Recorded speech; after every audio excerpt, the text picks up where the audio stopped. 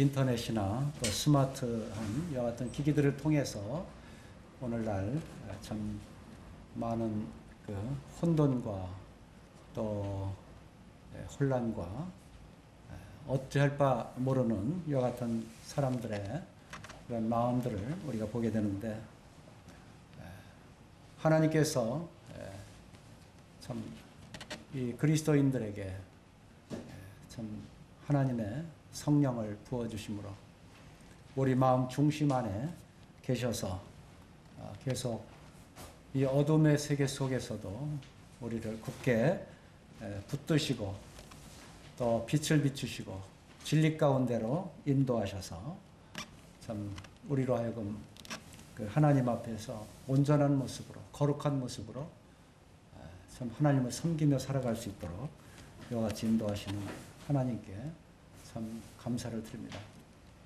또 어린아이들부터 시작해서 이제 이 세상에 한번 나오면 어떻게 살아가야 할지 모르고, 또 어떻게 부모들이 그 아이들을 성장에 있어 도움을 줘야 할지 모르는 이와 같은 가운데서도 아무리 세상 기업으로 한다 할지라도 안 되죠. 그런데 우리 주님께서 우리 마음속에 계시면 주님께서 친히 함께 하셔서 인도하시는 이와 같은 은혜를 우리가 지금 누리고 있습니다. 오늘은 요한복음 14장 16절 17절에 나타난 말씀을 통해서 진리의 영 되신 성령께서 우리 가운데 거하심으로 우리로 지켜주시는 그 성령의 역사를 한번 묵상해 보도록 하겠습니다. 요한복음 14장 16절 17절입니다. 내가 아버지께 구하겠으니 그가 또 다른 보혜사를 너희에게 주사 영원토록 너희와 함께 있게 하리니 그는 진리의 영이라. 세상은 능히 그를 받지 못하나니 이는 그를 보지도 못하고 알지도 못함이라. 그러나 너희는 그를 아나니 그는 너희와 함께 거하시며 또 너희 속에 계시겠습니다. 여기 오면 16절 후반절에 영원토록 너희와 함께 있게 하리니, 17절 후반절에 또 그는 너희와 함께 거하시며 또 너희 속에 계시겠습니다. 오늘의 그 제목은 너희 속에 계신 성령 하나님, 이와 같은 제목으로 말씀을 드리고자 합니다. 참 주님께서 십자가에서 떠날 날이 머지않은 불과 며칠 남지 않은 그 순간에도 주님께서 참 우리에게 영원토록 함께 하실 성령에 대해서 말씀해 주셨습니다. 우리를 죄에서 구원하신 주님께서 이제 떠날 날을 아시고 이제 우리와 영원토록 함께 하실 성령을 말씀해 주신 것입니다. 요한복음 16장에서도 5절에 이와 같이 말씀하고 있습니다. 지금 내가 나를 보내신 이에게로 가는데 라고 말씀하고 있습니다. 또 12절에는 내가 아직도 너에게 이룰 것이 많으나, 우리 주님은 아버지께로 가야 할 그와 같은 시간을 맞이하고 있고, 또 아버지께서 이르신 이와 같은 많은 말씀과 가르침을 아직도 전달해서 이룰 것이 많다고 말씀하셨습니다. 그런데 이제 주님께서 13절에서 그나 진리의 성령이 오시면 그가 너희를 모든 진리 가운데로 인도하시고 그가 스스로 말하지 않고 라고 말하고 있습니다. 진리 가운데로 인도하시는 하나님 곧 성령을 말씀해 주시고 영원토록 하나님과 함께 하게 하신 우리 주님이신 것을 우리가 생각하고, 참 영원히 계시는 우리 주 예수 그리스도, 또 그의 성령님에 대한 이와 같은 은혜에 참으로 감사를 드립니다. 사도 바울은 이와 같이 성령 안에 거하면서 빌립보 지역을 방문해서 그곳에 교회를 세우고 그 교회 안에 그와 같이 말씀하고 있습니다. 빌립보서 1장 6절에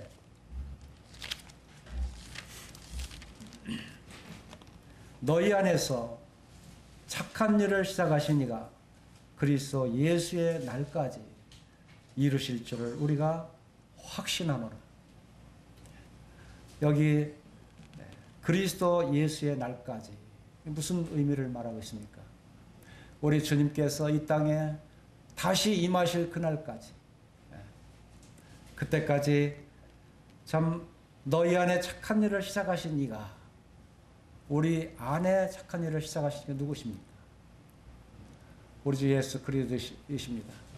그분을 생각나게 하시고 그분을 기억나게 하시고 또 하나님의 모든 진리 가운데 인도하실 바로 성령님께서 우리의 마음속에 거하신다고 하는 사실을 말씀해 주고 있습니다. 이것은 어떠한 교훈이 아닙니다. 이것은 우리 속에 실제 일어나고 있는, 지금도 우리 속에서 이 말씀을 서로 교제하게 하시고 또 하나님의 그리스도 안에서 이루신 모든 은혜로운 일들을 이와 같이 기억나게 하시고 우리를 힘있게 엔진처럼 인도하시는 하나님의 능력이신 성령께서 우리를 이와 같이 처음부터 우리의 마음을 선하게 착하게 이와 같이 인도하실 뿐만 아니라 이제 주님의 다시 오시는 그날까지 이 모든 하나님의 일을 다 이루게 하신다고 하신 이와 같은 일을 우리가 기억하고 사도 바울은 이와 같은 일을 확신한다, 이렇게 말씀하고 있습니다. 그것은 곧 성령께서 우리의 마음 중심 안에 거하시면서 우리를 인치시고 또 우리로 성령께서 참 든든하게 우리를 굳게 세우시는 이와 같은 가운데 인도하신다고 하는 사실을 말씀해 주고 있습니다. 얼마나 주님의 이 말씀이 우리들을 이렇게 견고하게 하시는지요. 아무도 이 혼란스럽고 어찌할 바 알지 못하고 향방을 우리가 모르는 이와 같은 가운데 있지만은 우리 주님만은 우리를 이렇게 분명한 길로 인도하고 계십니다. 여호와는 목자시니 우리 주님은 목자가 되셔서 그 양들을 친히 이와 같이 치시고 인도하시는 것을 볼 수가 있습니다. 마태복음 28장 20절에서 우리 주님께서 모든 말씀을 다 마치시고 또 명령까지 하시고 복음을 전하라고 명령하셨어요. 그리고 끝에 하시는 말씀은 내가 너에게 분부한 모든 것을 가르쳐 지키게 하라. 볼지어다 내가 세상 끝날까지 너희와 항상 함께 있으리라. 이와 같이 말씀하셨어요. 세상 끝날까지 너희와 항상 함께 하시리라. 이것이 우리에게 있는 지금의 현상입니다. 그래서 주님의 말씀이 떠나질 않아요. 주님의 생각이 떠나지 않습니다. 그 사랑과 은혜가 우리의 마음을 아주 휘어잡고 계세요. 이것은 강제로가 아니라 하나님의 사랑으로, 우리도 또한 하나님 앞에 참 하나님을 사랑함으로 이와 같이 주님을 우리가 견고하게 잡으신 그 손을 우리도 놓지 않고 있는 것입니다. 하나님은 이와 같은 성령 안에서의 모든 아름다운 것으로 진리 가운데서 우리를 가르치시고 또 증거하시고 안전하게 우리를 인도하십니다. 때로는 우리를 책망하시기도 하십니다. 징계도 내리면서 우리를 참 주님의 거룩함에 참여하고 성결에 참여하도록 이와 같이 계속 일하시는 것을 볼 수가 있어요. 우리는 이 하나님의 일하심이 얼마나 견고한지 창세기의 야곱을 통해서 우리는 야고보서 28장 15절 16절에 나타난 그 야곱의 그 자기의 고향집을 떠나서 정말 정처 없이 어디로 갈 바를 알지 못했어요. 그렇지만 그가 잠든 그 순간에도 야곱에게 하나님께서 나타나셔서 내가 너와 함께 하리라. 그리고 내가 이곳에 돌아올 때까지 내가 너를 지키리라. 이와 같이 말씀하시고 야곱을 계속 하나님께서 다루셨습니다. 얼마나 그 야곱을 다루셨는지 가까이 다루시고 또 때로는 은혜 가운데 그를 인도하셨는지 야곱의 머리가 다 휘어져 그 힘이 없어 이제 그 노년이 돼서 주님의 나라에 가기 직전까지 참 주님은 능력으로 함께 하시고 그 능력 안에서 인도하시되 하나님의 영으로 함께 하시면서 야곱을 이스라엘이라 부르라. 이스라엘이라는 이름을 얻게 하시고 천사와 씨름에서 이기게 하시는 이와 같은 능력을 주시고 그리고 12지파를 세우시는데 하나님께서 함께 하시고 그리고 애굽에 내려가서 그 언약을 다시 받고 올라오기까지 참 그 하나님의 언약의 말씀을 야곱을 통해서 주시고 그 현실을 체험하게 하셨던 이와 같은 일을 우리가 보게 될 때 하나님의 하신 그 말씀은 한 번 하신 말씀은 반드시 그 임한 그 사람에게 하나님은 반드시 그 언약을 지키신다. 하나님은 그 신실하신 그 모습이 신실하시다는 것은 미쁘다는 말씀과 참 가까워요. 미쁘다. 정말 믿을 수 있다. 그분의 말씀이라면 내가 저절로 믿어진다. 이게 미쁘다 하는 말씀이에요. 사도 바울은 서신서를 쓰면서도 이 미쁘다라는 그 단어를 여러 번 쓰셨어요. 계속 주님의 은혜로 주님의 영의 감동을 입고 이 서신서를 각 교회에 쓰면서도 중간중간에 미쁘다 이 말이야. 모든 사람이 받을 만하도다. 정말 하나님의 말씀이 임하신 그 일들을 보면 하나님의 말씀을 믿지 않을 수가 없다.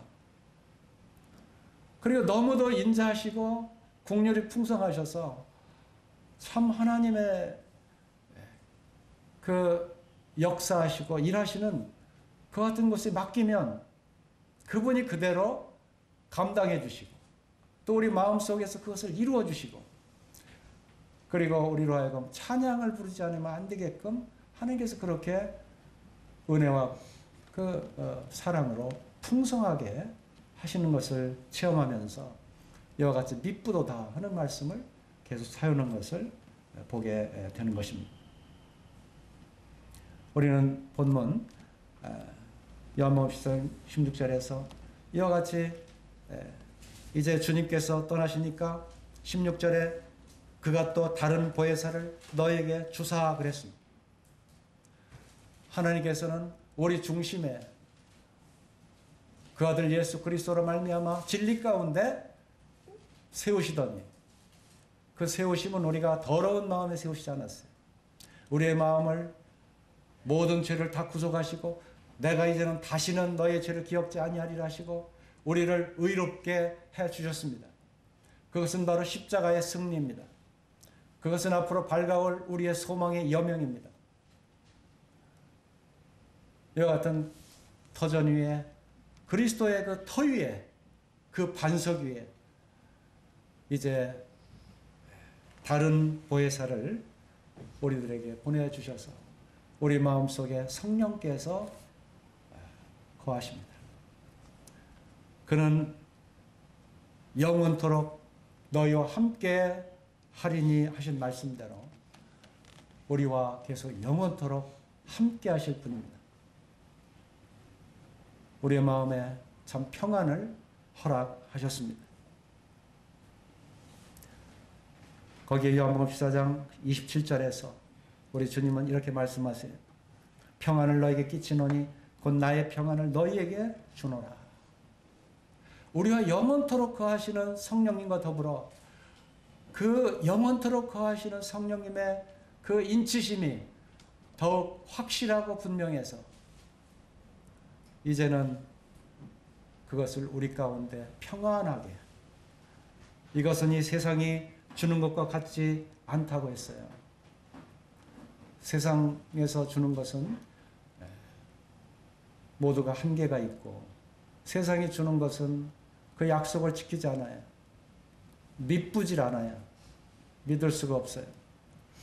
그러나 주님의 한번 주시는 말씀은 믿부시기 때문에 그 말씀이 우리를 평안케 하시는 것입니다. 진리의 말씀이 되시기 때문에 우리를 평안케 하시는 것입니다. 그래서 너희는 마음에 근심하지도 말고 두려워하지도 말라라고 말씀하고 있는 것입니다. 내가 갔다가 너에게 다시 온다 하는 말을 너희가 들었나니 나를 사랑하였다면, 여기에 주님께서 이제 갔다가 다시 오신다. 그래서 요한복음 14장 1절에는 우리들에게 다시 한번 너희는 마음에 근심하지 말라. 하나님을 믿으니 또 나를 믿으라 라고 말씀하고 있죠. 얼마나 든든한 말씀입니까? 세상은 이것을 알지 못해요. 그러나 너희는 안다. 예. 너희는 그를 안다. 바로 그분은 영원히 계신 분입니다. 그분은 진리가 되신 분이에요. 우리의 생명이 되신 분이에요.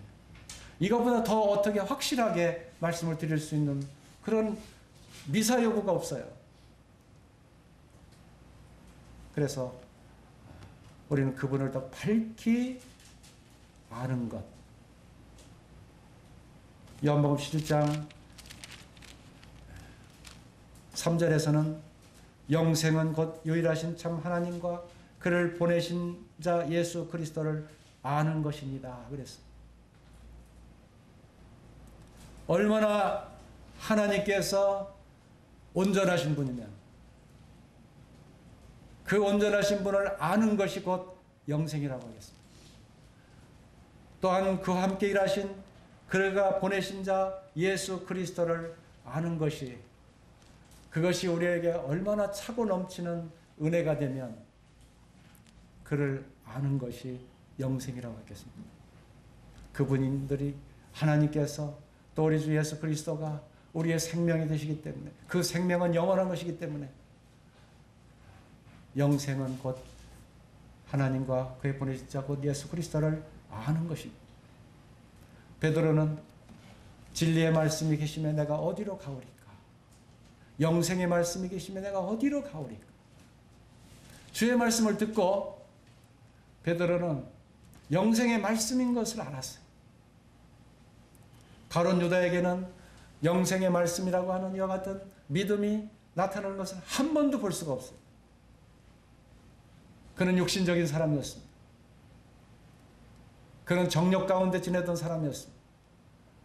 한 번도 성령으로 거듭난 적이 없었던, 그러나 3년 동안 우리 주님을 쫓아다녔던, 생사고락을 같이 했던 사람이었지만, 그러나 영생의 말씀을 아는 베드로는 여러 번 넘어지는 이와 같은 실수와 주님 앞에 그런 허물을 보였지만은, 그러나 주님께서 그를 가까이 찾아가셔서 다시 한번 베드로의 마음을 일깨우시고 베드로의 손을 들어주셨습니다.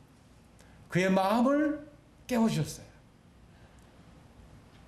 그리고 주님의 진리의 영을 보내셔서 베드로 하여금 얼마나 놀랍게 인도하셨는지.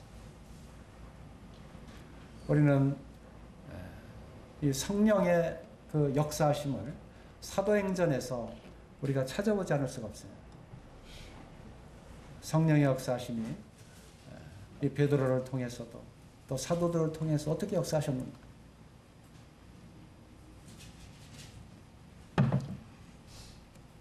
우리는 그 과정을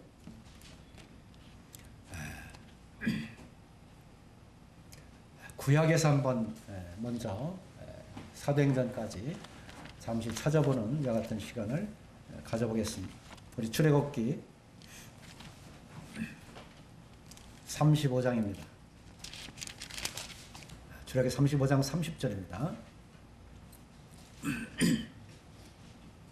모세가 이스라엘 자손에게 이르되 볼지어다 여호와께서 유다 지파 홀의 손자여 우리의 아들인 부살레를 지명하여 부르시고 하나님의 영을 그에게 충만하게 하여 지혜와 총명과 지식으로 여러 가지 일을 하게 하시되 그랬습니다. 34절에는 또 그와 단지파 아이사막의 아들 오홀리압을 감동시키사 가르치게 하시며 지혜로운 마음을 그들에게 충만하게 하사 여러 가지를 하게 하시되 31절에 하신 기록된 말씀에 주목하시기 바랍니다. 하나님의 영을 그에게 충만하게 하여.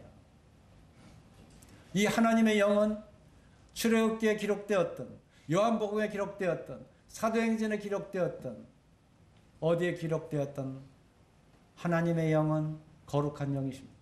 거룩한 영을 성령이라고 부릅니다. 하나님의 영으로 충만하게 되니까 그 충만함으로 그 성막을 세우고 하나님의 정하신 여러 가지 일을 감당하는 것을 볼 수가 있습니다. 그래서 성령이 충만하면 그 성령께서 어떻게 일을 할 것을 가르쳐 줍니다. 그것이 곧 지혜를 통해서 가르쳐 주는 거예요. 총명으로 그의 영을 밝게 하셔서 그 일을 하게 하시는 거예요. 분명히 모세를 통해서 하나님은 성막 지을 그 같은 계획을 먼저 설계도를 먼저 주셨습니다. 그 설계도에 따라서 이제 실제적인 성막이 세워져야 됩니다. 실제적인 성막이 세워짐에 있어서 성령이 없는 사람들이 그 설계도를 가지고 짓는다고 생각해 보십시오. 이 성막이 제대로 지어질까요? 하나님은 이것을 참으로 중하게 생각을 하십니다. 똑같이 예수님과 3년 동안 함께했던 가룟 유다에게 성막을 지어라. 하나님의 일을 해라. 그럼 그 하나님의 일이 감당이 되겠습니까? 하나님은 하나님의 영을 먼저 그에게 충만하게 하십니다. 그리고 지혜와 총명과 지식으로 여러 가지 일을 하게 하십니다. 우리는 고린도서 12장에서 그 같은 하나님의 은사의 역할을 볼 수가 있어요. 느헤미야서에도 각자의 일들을 하게 하시되 하나님의 영으로 감동된 자들을 하나님께서 사용을 하시는 것을 볼 수 있습니다. 구약에서 여러 선지서들을 읽게 될 때 선지서에 기록된 모든 말씀마다 서두에는 그를 부르신 내력이 기록이 되어 있어요. 그리고 그를 부르실 때마다 하나님의 영이 충만하게 하셨어요. 사도행전 6장에서 집사일을 하게 하는 7명의 이와 같은 집사를 부르실 때에도 성령과 지혜가 충만한 자들을 세워라. 성령으로 충만한 자들, 이와 같은 자들을 세우셔서 하나님의 일을 하게 하시는 것입니다. 여기에 누가 이 일을 하십니까? 구약에서 누가 이 일을 감당해야 됩니까? 예수님도 오시기 전인데 모세가 한 것도 아닌데 하나님의 영이 그들 가운데 임하신 것입니다. 우리는 좀 낯설죠. 여기에 유다지파 홀의 자손이라고 했어요. 홀은 모세 한편에서 그 팔을 들어 올렸습니다. 그와 같이 하나님 편에 서서 하나님의 일을 감당했던 자들의 그 같은 자손들을 하나님은 또한 사랑하셔서 그를 통해서 역사하십니다. 그 자손들을 귀하게 여기시는 거예요.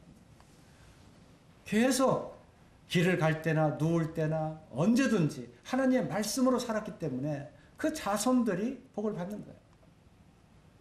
다른 데로서 복을 받을 수 있는 것을 기대하지 마시기 바랍니다. 그 모든 것은 안개와 같아요.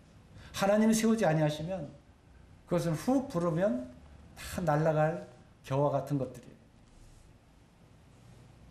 하나님은 이와 같이 하나님의 영으로 충만한 자들을 세우셔서 성막을 세우는 데 있어서 여러 가지를 감당케 하셨다는 이와 같은 기록을 기억하시기 바랍니다.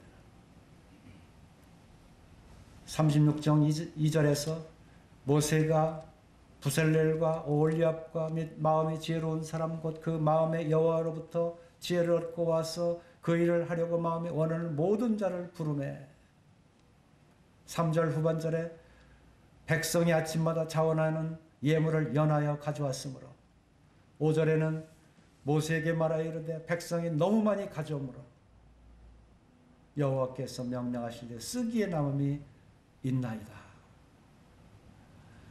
오히려 그들을 넉넉한 이와 같은 감동된 자들의 그 공급으로 인해서 그들로 하여금 더 이상 가지지 말도록 억제하는 것을, 제재하는 것을 볼 수가 있는 것입니다. 우리 민수기 24장을 보겠습니다. 24장 2절 눈을 들어 이스라엘의 그 지파대로 천막 친 것을 보는데 그때 하나님의 영이 그 위에 임하신지라. 여기에 우리는 민수기를 대하면 이 발람과 발락에 대한 이 발락 왕에 대한 이 기록을 우리가 계속 볼 수가 있습니다.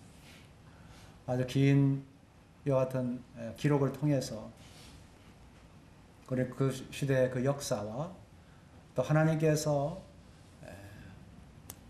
어떻게 역사하셨는지를 이렇게 쭉 보는 이와 같은 내용들을 우리가 이렇게 대할 수가 있습니다. 이 발람 선지자는 참 물욕이 어두워서 그 나귀가 말하면서까지도 그를 제재했던 바로 그러한 선지자입니다. 그런데 그 선지자에게도 지금 읽은 말씀에서 눈을 들어라고 말하였어요. 항상 이 하나님의 영이 거하는 사람이 눈을 들어보면 하나님을 볼 수가 있어요. 하나님의 하신 말씀을 기억할 수가 있어요. 눈을 들어 이스라엘이 그 지파대로 천막 친 것을 보는데 그때 하나님의 영이 그 위에 임하셨다. 여기 하나님의 영이 그 위에 임하셨다. 비록 유혹을 받았던 발람이었지만 그러나 그 속에는 하나님의 영이 이스라엘에 대해서 모독하지 않도록 지켜주셨어요. 하나님은 그런 하나님이세요. 그런 성령이세요. 그래서 마태복음 12장 10절에 보면 거기에 우리가 무슨 말을 해야 할지를 성령께서 생각나게 하신다. 우리가 무슨 말을 해야 할지. 그래서 우리가 눈을 들어서 다시 이렇게 하나님을 바라보면 우리가 무슨 말을 해야 할지 성령께서 이르시는 것입니다. 여기 3절 후반절부터 발람이 이제 쭉 예언의 말씀을 쭉 하고 있는데 5절에 보면 야곱이여 내 장막들이 이스라엘이여 내 거처들이 어찌 그리 아름다운고 그랬습니다. 그리고 9절에 보면 꿇어앉고 누움이 숫사자와 같고 암사자와도 같으니 일으킬 자 누구이랴. 너를 축복하는 자마다 복을 받을 것이요 너를 저주하는 자마다 저주를 받을지로다.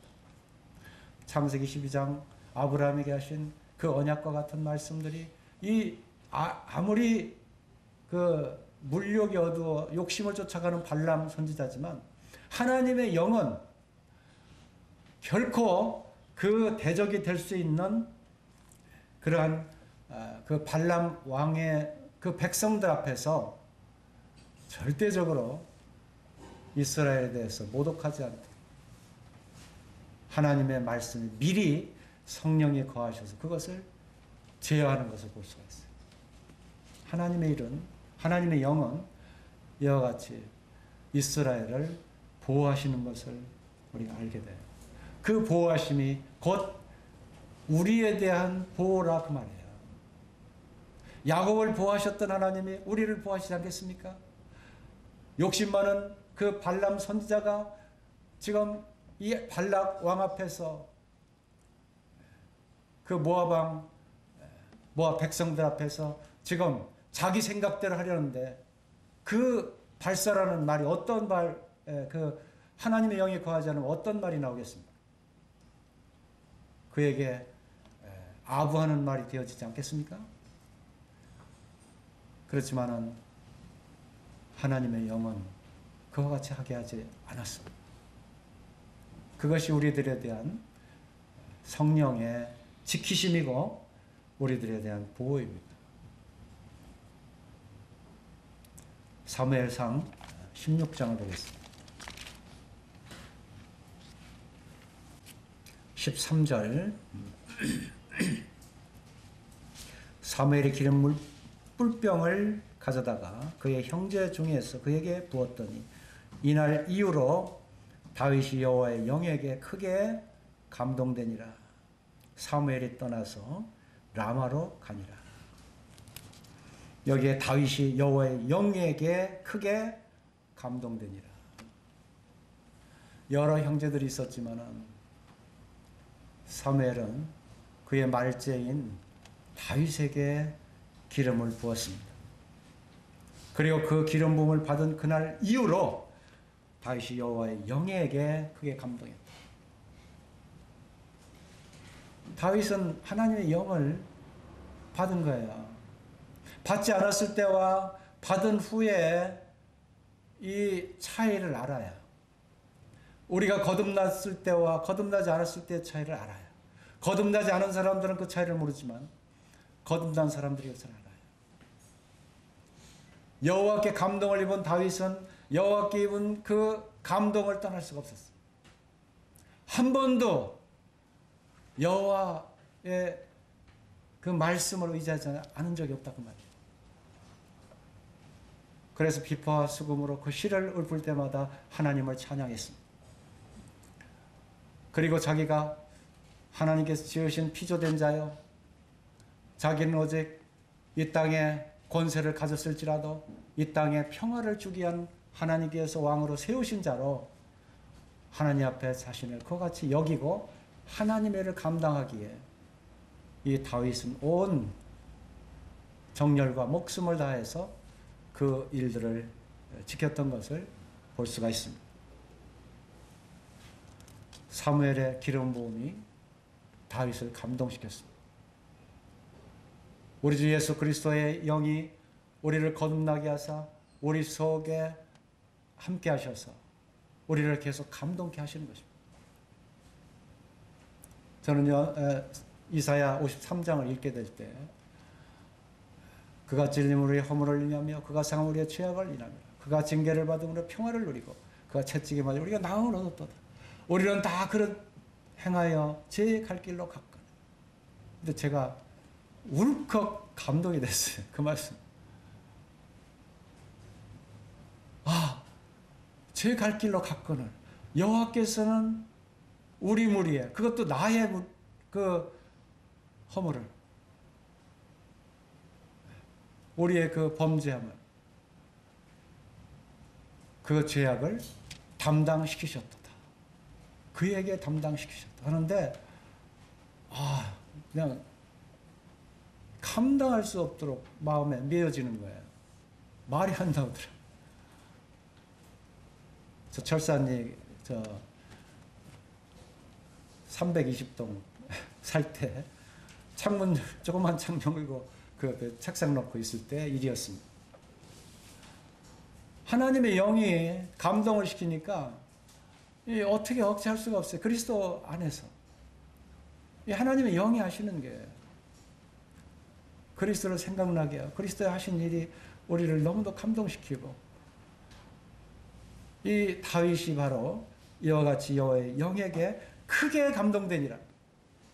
그냥 감동이 아니에요. 크게 감동됩니다. 오늘날 구원을 받은 사람들이 나 예수님 믿었으니까 구원 받은 거지? 내가 받았어. 목사님이 받게 했대. 근데 실제 보면 아니라고 그래. 그리고 성도들이라고 하면서 이제 구원 받으신 분들도 실제 이 감동이 크지 않으신 분들이 있어요. 믿긴 믿었어요. 근데 시간이 가야 돼요. 시간이 가면서 좀 크게 감동을 시키는 때도 있지만, 이렇게 처음부터 큰 변화를 받으시는 분들이 계시다. 여기 다윗이 크게 감동되니라 그랬어요. 거기에서 다윗을 흔들리지 않았어. 하나님은 그 감동받은 이 다윗을 사용하셔서 남과 북을 다 통일하시고 그곳에 평화를 주셔서 앞으로 임하실 자가 바로 이와 같은 평화로운 왕이라는 것을 보여주셨고, 그 다윗의 위가 다윗이 죽기까지 그 위가 떠나지 않게 하셨어요. 지키셨어요. 그리고 성전을 짓기에 부족했지만 그러나 성전 짓는 재료까지도 모두 다윗을 통해서 아리우라의 그 타작마당, 곧 창세기 22장에 나타난 모리아산 바로 그 장소에 성전을 지을 수 있도록 다윗을 통해서 준비시켜줬어요. 이렇게 하나님의 영은 줄곧 이 일을 행하셨어요. 크게 감동받은 자들을 통해서. 다윗도 크게 감동을 받고 바로 그 아모리산이 시온성이에요. 크게 해서 예루살렘, 다시 크게 해서 시온성이라고 할 수 있어요. 갈보리산이 섰던 바로 그 다윗성에 주님께서 죽으시고 그곳에 우리의 모든 죄를 다 갚아주시는 그의 피로 곧 죄사함을 얻었도다 하신, 다 이뤘다 하신 그 장소가 다윗이 성전을 세우리라고 예비시켜줬던 그 똑같은 장소예요. 하나님은 그곳 시온에서 눈을 떠나지 않는다고 그랬습니다. 그래서 이사야서를 보면 그 시온이 계속 강조되어 나오고, 시편에 보면 그 시온에 그 아들을 보내신다고 말씀하시고, 그 아들을 보내실 때 참 순산해서 고통은 있지만 그 순산함으로 여호와의 날을 보게 하시고 모든 이방인이 그곳으로 다 모여서 그곳에서 하나님을 경배할 것이라고 하신 그 말씀을 이렇게 구약에서도 이루신 것을 볼 수가 있습니다. 이제 우리 주님께서 오셨을 때 우리 주님을 바라보면서 성령께서 어떻게 감동하셨을까요? 우리 누가복음을 잠시 보겠습니다. 누가복음 1장 35절입니다.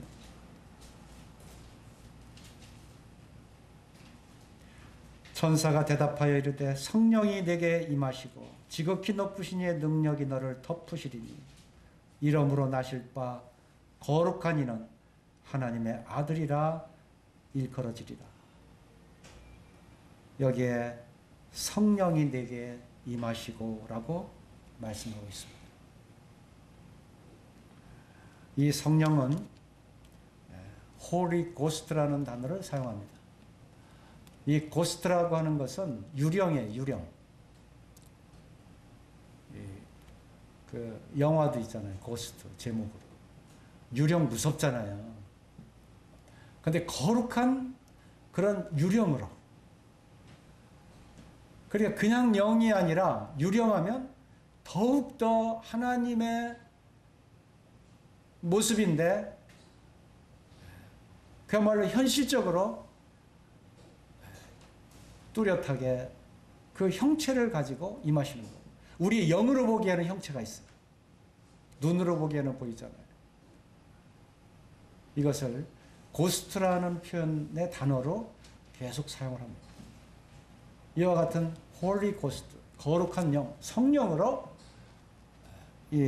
임하셔서 보내주셨습니다. 사도행전 10장에서 보면 그와 같은 성령을 물 붓듯이 우리 주님께 계속 부어 주셨습니다. 누가복음 4장 18절입니다. 주의 성령이 내게 임하셨으니 이는 가난한 자에게 복음을 전하게 하시려고 내게 기름을 부으시고 나를 보내사 포로된 자에게 자유를, 눈먼 자에게 다시 보게 함을 전파하며 놀란 자를 자유롭게 하고 주의 은혜를 전파하게 하려 하십니다. 이사야서 61장에 1절 2절에 있는 말씀을 주님은 펴서 읽으셨어요. 회당에서. 그리고 친히 오셔서 이제 성령이 내게 임하셨다 하는 것을 공표하셨어요. 바로 그 회당, 그 유대인 앞에서 이것을 가르쳐 주신 거예요. 내가 이렇게 말씀대로 그대로 왔는데 온 목적은 바로 포로된 자에게 자유를, 눈먼 자에게 다시 보게 함을 전파하며 눌린 자를 자유롭게 하고 기름 부음을 부으셨다. 성령을 입히신 이와 같은 주님의 모습을 보게 되는데 거기 누가복음 4장 1절에도 말씀하십니다. 예수께서 성령의 충만함을 입어 계속 성령의 충만을 입고 주님께서 이 일을 감당하시는 이 모습을 볼 수가 있습니다. 주님은 성령으로 충만하셨어요. 그리고 누가복음 10장 21절에 오면 성령으로 기뻐하셨어요. 어떤 어려움이 있고 어떤 시험이 와도 성령으로 기뻐하사, 이 성령으로 기뻐하셨어요. 누가 크냐? 주님 앞에, 주님은 지금 하나님의 일을 감당하시기에 혼자 참 벅차실 텐데도 이 요한과 야고보는 누가 크냐 서로 키재기하는 거예요. 어머니는 와서 주님의 나라가 이제 오면 이 중에 한 놈은 좀 주님의 우편에 좀 앉게 해주십시오. 이 청탁하러 온 거예요. 그럼 들으실 줄 알고. 근데 주님은 누가 크냐 할 때 어린아이를 세우시고 성령으로 기뻐하시면서 하나님의 계시대로 그 계시를 받는 자가 없다. 그래서 이 주님의 성령 안에 주시는 계시의 말씀 앞에 사로잡혀서 그 말씀을 그대로 수행하신 것을 볼 수 있어요. 이게 주님의 모습이에요. 그리고 우리들에게도 오늘날 하나님의 영이 없으면요, 그 그리스도의 사람이 아닌 거예요.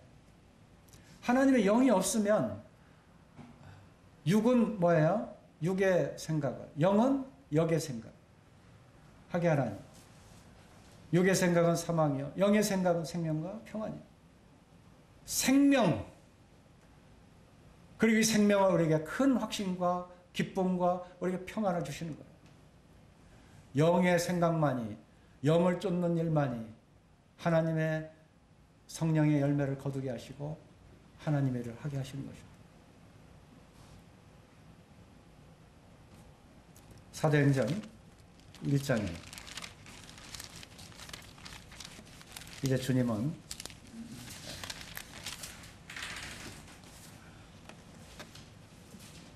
하나님의 일을 30년 동안 감당하시고 33년 동안 감당하시고 이제 그 제자들에게 부활 후에 나타나셔서 1장 5절에 사도행전 1장 5절입니다. 요한은 물로 세례를 베풀었으나 너희는 몇 날이 못되어 성령으로 세례를 받으리라 하셨는데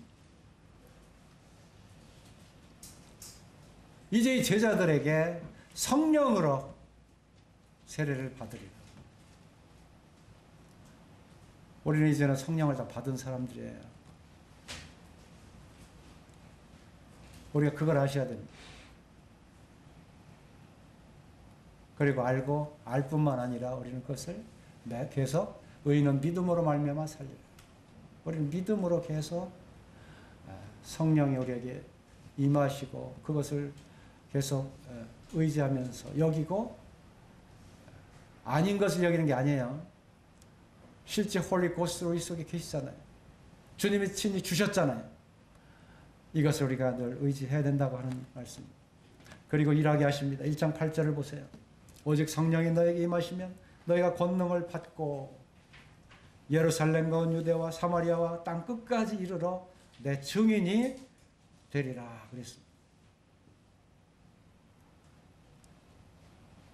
예루살렘과 유대와 예루살렘 그리고 조금 더 넓게 유대 예루살렘은 서울시라고 볼 수 있어요. 유대는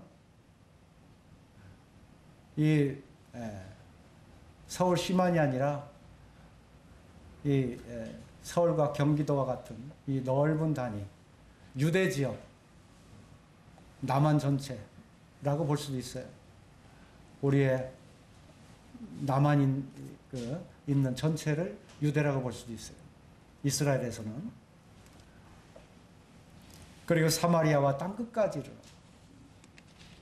이제 사마리아 땅끝까지 이르러 내 증인이 되리라 하시니라. 주님은 이 말씀을 하셨어요. 베드로에게 내가 사람을 낳은 어부가 되게 하시는 말씀을 이루시더니 그 말씀을 이루셨잖아요. 그것처럼 이제 이렇게 예루살렘과 유대와 사마리아와 땅끝까지 이르러서 내 증인이 되리라 하신 그 말씀을 사도행전에서 지금 친히 이루시는 것입니다. 그 이루실 때 사도행전 2장 1절에 오순절 날이 이름에 그들이 다 같이 한 곳에 모였더니 호련히 하늘로부터 급하고 강한 바람 같은 소리가 있어 그들이 앉은 온 집에 가득하며 마치 불의 혀처럼 갈라지는 것들이 그들에게 보여 각 사람 위에 하나씩 임하여 있더니 그들이 다 성령의 충만함을 받고 성령이 말하게 하심을 따라 다른 언어들로 말하기를 시작합니다. 여기 중요한 건 뭐예요? 성령이 임하셨다는 거예요. 그리고 성령이 임하신 자들의 그 결과 어떻습니까? 그들이 다 성령의 충만함을 받았다는 사실이에요. 그래서 이제 2장 38절을 보시게 되면 베드로가 이르되 너희가 회개하여 각각 예수 그리스도의 이름으로 세례를 받고 죄 사함을 받으라.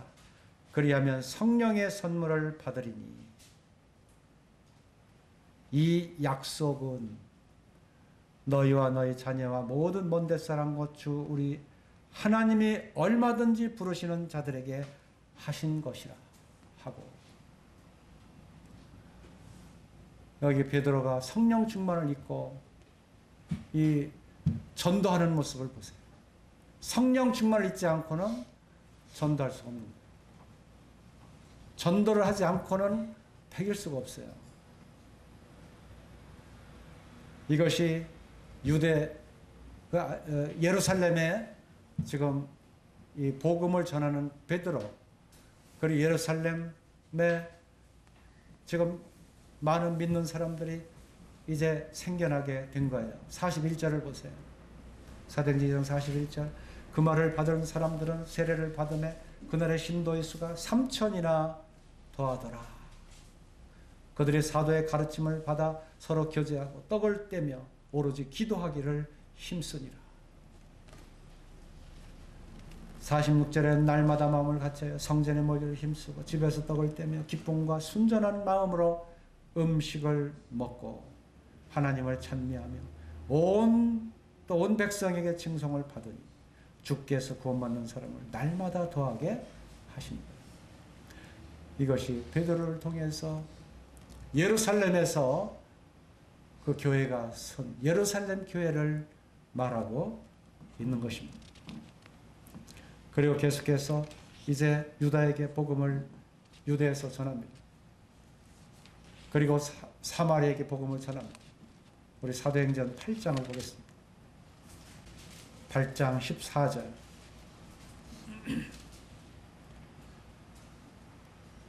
예루살렘에 있는 사도들이 사마리아도 하나님의 말씀을 받았담을 듣고 베드로와 요한을 보내매 그들이 내려가서 그들을 위하여 성령 받기를 기도하니 이는 아직 한 사람에게도 성령 내리신 일이 없고 오직 주 예수의 이름으로 세례만 받을 뿐이더라. 이에 두 사도가 그들에게 안수하며 성령을 받는지라. 이게 사마리아 이제 교회가 시작되는 같은 역사를 설명해 주고 있습니다. 구약에서 있던 하나님의 영이 계속해서 구약에서는 모든 사람들에게 임하지 않았어요. 특별한 사람에게 임했어요. 그래 이제 신약에서 우리 주님께서 십자가를 지시고 부활하신 뒤로는 오순절날 되어서 모든 하나님을 부르시는 얼마든지 부르는 자들에게 누구에게나 성령을 부어주셨어요. 사마리아에게 임한 성령의 임함은 지금 읽은 이 말씀과 같습니다. 처음에는 성령 받는 걸 몰랐어요. 근데 이 복음을 전하고 사도들이 안수하니까 이제 성령을 받았다. 성령으로 역사하는 사마리아 이 교회를 보게 돼요. 사마리아 교회가 있다는 건요, 이건 참 기가 막힌 거예요. 버림받은 사마리아. 아무도 돌아보지 않는 그 사마리아에 이제 교회가 쓴 거예요.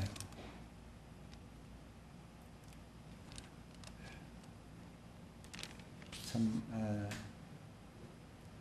놀라운 일이 우리 9장 31절을 보면 알 수 있습니다. 그래야 온 유대와 갈릴리와 사마리아 교회가 평안하여 든든히 서가고 주를 경외함과 성령의 위로로 진행하여 수가 더 많아지니라. 사마리아 교회. 여기도 이 성령의 위로라고 할 때 성령이 Holy Ghost라는 단어를 사용합니다. 얼마나 강력하게 그곳에 성령이 임했는지.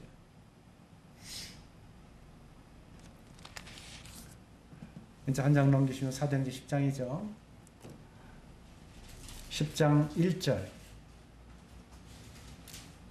이제 로마의 성령이 임한 이와 같은 과정을 잠깐 살펴보겠습니다. 가이사라에 고넬료라 하는 사람이 있으니 이달리아 부대라 하는 군대의 백부장이라. 이탈리아 군대 백부장이에요. 중대장, 대대장 아마 이 정도 되겠죠. 이탈리아 사람은 이방인이에요.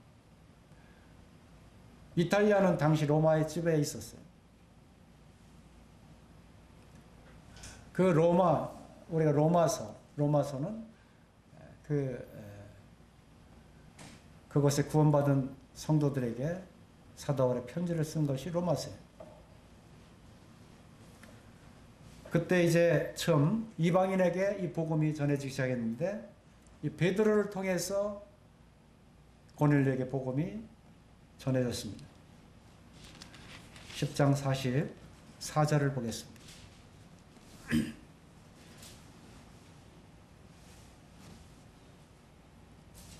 베드로가 이 말을 할 때에 성령이 말씀 듣는 모든 사람에게 내려오시니 베드로와 함께 온 할례받은 신자들이 이방인에게도 성령 부어주심으로 말미암아 놀래니 이는 방언을 말하며 하나님 높음을 들음이로라. 이에 베드로가 이르되 이 사람들이 우리와 같이 성령을 받았으니 누가 능히 물로 세례 베풀음을 금하리요 하고 명하여 예수 그리스도의 이름으로 세례를 베풀라 하니라. 여기에 이 고넬료와 더불어 그 온 가정, 거기에 함께 온 할례받은 신자들까지도 이방인에게도 성령 부어주심으로 말미암아 놀랬다 그랬어요. 이방인에게 이렇게 복음이 전해지고 성령이 임할 것을 알지 못했던 거예요. 이제 이방의 이 교회들이 서기 시작했고 그리고 이제 예루살렘 교회에서 사도행전 15장 그 회의가 끝난 다음에 이제 2차 전도행을 떠나고 이제 그 복음이 전해질 때 고린도 교회를 세우고 사도행전 18장에서 또 사도행전 19장에서 에베소 교회를 또 세우고 이와 같은 과정들이 나타납니다.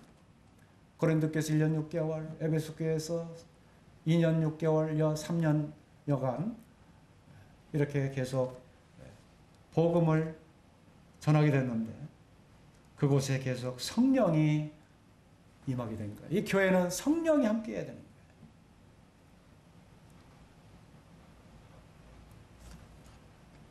우리 사도행전 15장을 보겠습니다. 8절입니다. 또 마음을 아시는 하나님이 우리에게와 같이 그들에게도 성령을 주어 증언하시고 믿음으로 그들의 마음을 깨끗이 하사 그들이나 우리나 차별하지 아니하셨느니라. 그들이나 우리나, 우리 하면 유대인, 그들 하면 이방인, 로마에 있는 사람, 고린도에 있는 사람 할 것 없이 이방인들이에요. 이것을 사도 바울은 로마서 10장 12절 13절에서 유대인이나 헬라인이나 차별이 없습니다. 한 분이신 주께서 모든 사람의 주가 되사 그를 부르는 모든 사람에게 부유하게 하시도다. 누구든지 주의 이름을 부르는 자는 구원을 받으리라. 로마서에서 헬라인이나 유대인이나 차별 없이 성령을 부어주신 하나님. 이게 실제 계속 진행되고 우리가 이렇게 교회에서 하나님을 섬기기까지 이렇게 온 거예요.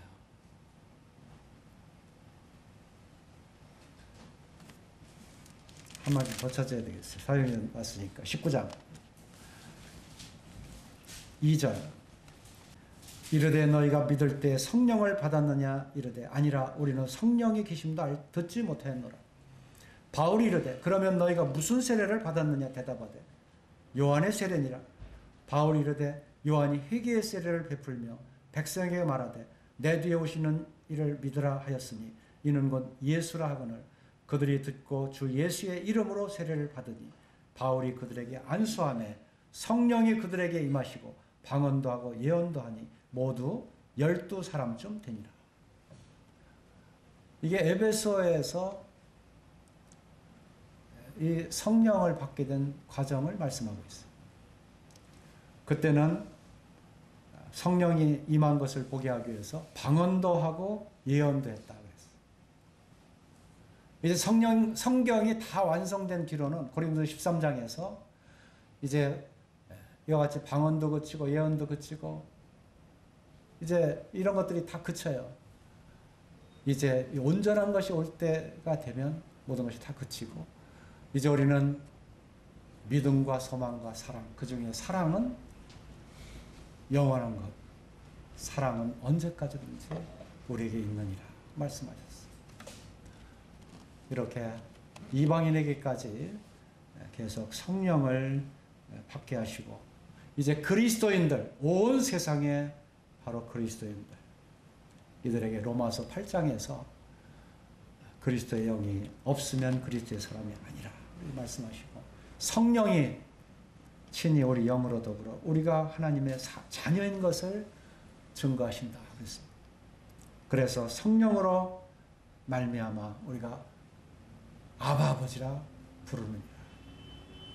갈라디아서 4장에도 아바 아버지라 부른다고 하신, 그래서 기업을 얻게 하신 이와 같은 이런 성령께서 우리 안에 계시기 때문에 그런 것입니다.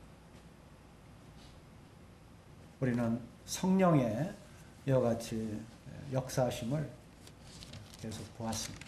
성령은 지금 우리 속에 거하고 계십니다. 우리 본문 요한복음 14장을 읽고 마치겠습니다. 요한 14장 16절부터 17절까지 다 같은 소리로 읽어보겠습니다. 시작. 내가 아버지께 구하겠으니 그가 또 다른 보혜사를 너에게 주사 영원토록 너희와 함께 있게 하리라. 그는 진리의 영이라. 세상은 능히 그를 받지 못하느니 이는 그를 보지도 못하고 알지도 못합니다. 그러나 너희는 그를 아나니 그는 너희와 함께 거하십니다. 또 너희 속에 계시겠습니다. 진리의 영, 성령이 우리 속에 영원토록 함께 하시고 우리 속에 거하십니다. 우리 속에 거하시는 성령을 통해서 그래서 하나님께 영광을 돌리는 삶이 되시기를 바랍니다. 감사합니다.